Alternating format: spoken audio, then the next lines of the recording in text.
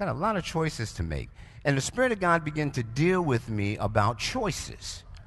And so today, what I want to talk to you all about is really simple. The choice is yours. Somebody say, the choice is yours. Now, the caveat to that is that choices have consequences. The choice is yours, but choices have consequences. Your life and my life as it is today is the sum total of all of the choices that we have made up until this point in our lives. If I didn't say anything else today, if you can get a hold of that, it'll bless you. Your life today is a direct result of the choices you made from the time you were born up until now. So where you are today is a result of the choices that you have made. Where you will be tomorrow is a direct result of the choices that you make today. Where you will be 5 years from now is a direct result of the choices that you make from now till then. Now, do things happen? Yes. But in the midst of that, you still have to make the choice how you will respond to the event. First verse that I want to read is found in the book of Hebrews, and I actually forgot to write the verse down, but it's Hebrews chapter 11. And so when you go back and you're doing your study, you can find this place. This is just the launching pad for where we're going. And it says, by faith, Moses was hidden by his parents for 3 months after his birth, because they saw that the child was beautiful. They were not afraid of the king's edict. Now, by faith, somebody say by faith. By faith, Moses, when he was grown up, refused to be called a son of Pharaoh's daughter, choosing, somebody say choosing rather to share ill treatment with the people of God than to enjoy the fleeting pleasures of sin. By faith, Moses refused. He refused. He chose rather to suffer affliction with the people of God than to enjoy the pleasures of sin for a season. But the thing that I want to point out here is that Moses chose.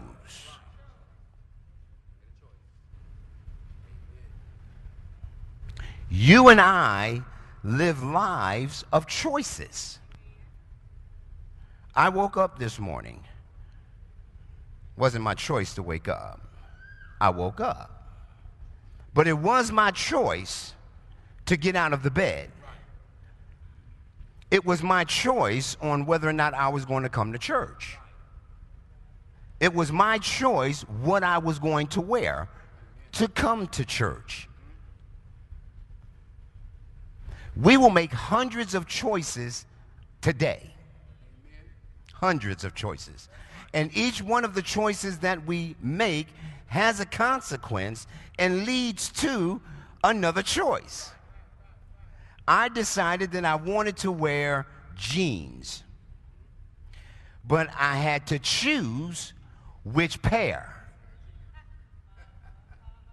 And then once I chose which pair, I had to decide, which is a part of making a choice, whether I wanted to iron them or not.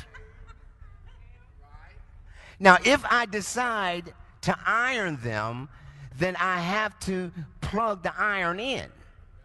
But on my outlet, there's 2 places I can plug it.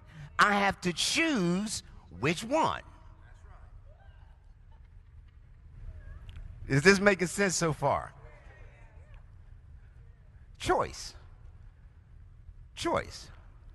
Now, choice consists of mental processes of judging the merits of multiple options Somebody say multiple options. And selecting one or more of them. Let me read it again. Choice. This is the kind of message that even if a person isn't quote unquote in the church, they can take this and it'll work. The word works. Biblical principles work.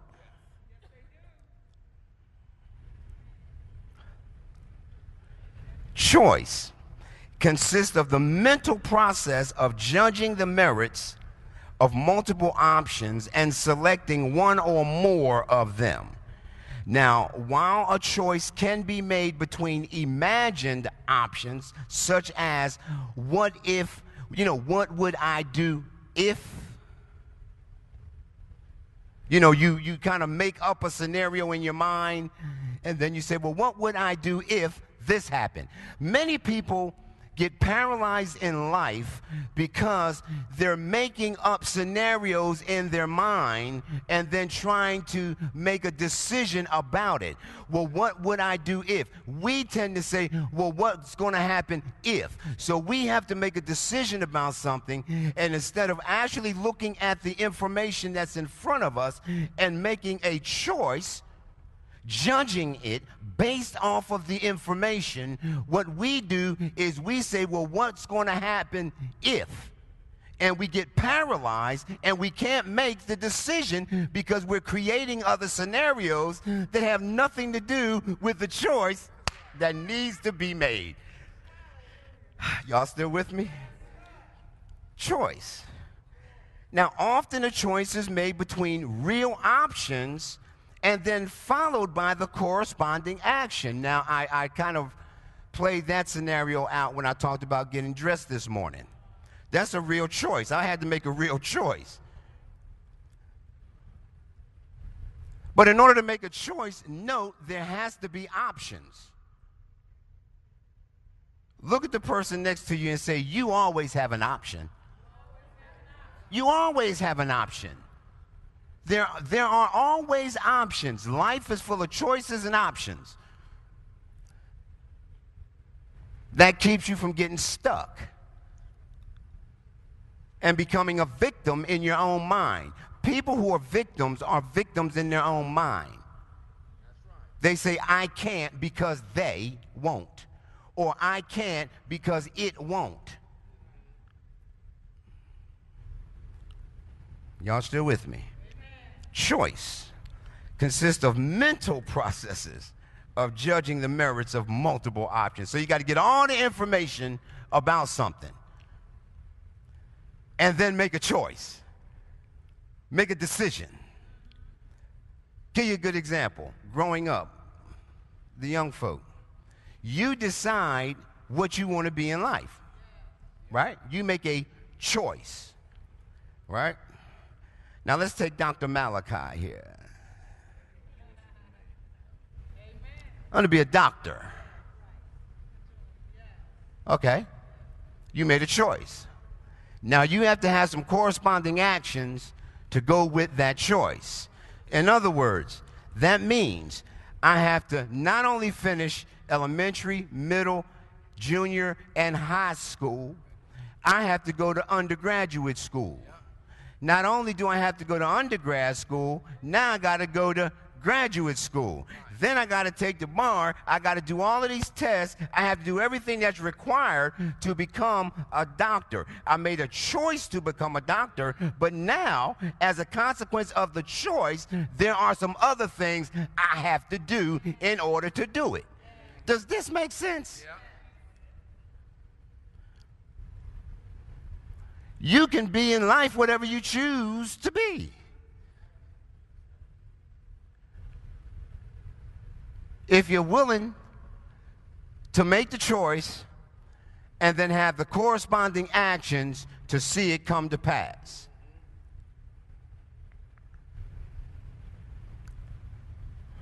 I'm closing. Just joking. Say, well, why did you do that? I made a choice.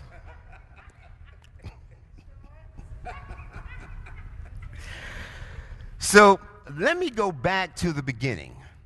Because I believe it's important to have a very firm scriptural foundation for anything that we believe, say, or do. So I want to go back, and I want to start with Adam. So in Genesis chapter 3, verse 17, we know the story. God created man, put him in the garden. Well, let me back up. Let me start with God. Let me start with Genesis chapter 1, verse 0. Genesis chapter 1, verse 1 says, in the beginning, God. Genesis chapter 1, verse 0 says, before the beginning, there was God.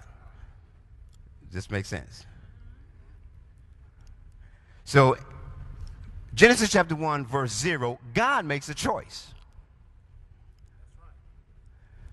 The choice he made is, I'm going to create the heavens and the earth. That's a choice. And it has consequences, right? So God creates humanity, places them in the garden, creates a garden eastward in Eden, and what? God created a garden eastward in Eden, and who was here last week? Please raise a hand. Who was here last week?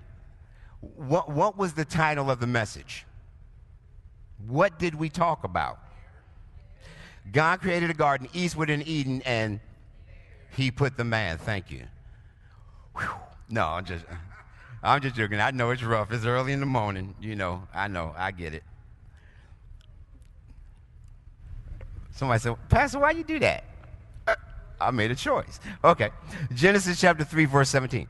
Now, to the man he said, because you have listened to the voice of your wife, and you have eaten of the tree of which I commanded you, you shall not eat of it. Cursed is the ground because of you. In toil you shall eat of it all the days of your life. That is the consequence of the choice that he made. So somebody saying, well, what was the choice? God said, you can eat from any tree in the garden except the tree of the knowledge of good and evil. He had multiple options. Are y'all still with me? Multiple options. Just don't eat of that one. But he chose to eat of that one. And since he chose to eat of that one, there were consequences to the choice that he made. Because remember, when God said, oh, this is good. See, I'm getting all of this stuff going through me now. God said, let us make man in our image. Now that word let, L-E-T, carries a lot of weight. God said, let. God let man have dominion. Sovereign God let man have dominion. In other words, I'm going to take a portion of my sovereignty and I'm going to put it in man. I'm going to let him have dominion. So whatever man does is because man chose to do it, which means the enemy can't make man do anything. However, neither can I. God can't make people do anything. Now, I know that shatters some folks' thinking. He said, let, oh, this is good, man have dominion. Say, well, if God wanted me to do it, he'd make me do it. No, he wouldn't, because that would violate the integrity of the image of God that's in you. God will give you all of the information you need so you can make the right decision. Blessed is the man that does not walk in the counsel of the ungodly. Because if they're walking in the counsel of the ungodly, they're doing it because that's what they chose to do. Does this make sense? Now, since that's what you chose, since you chose to do that, now here's the consequence. Your choices have consequences.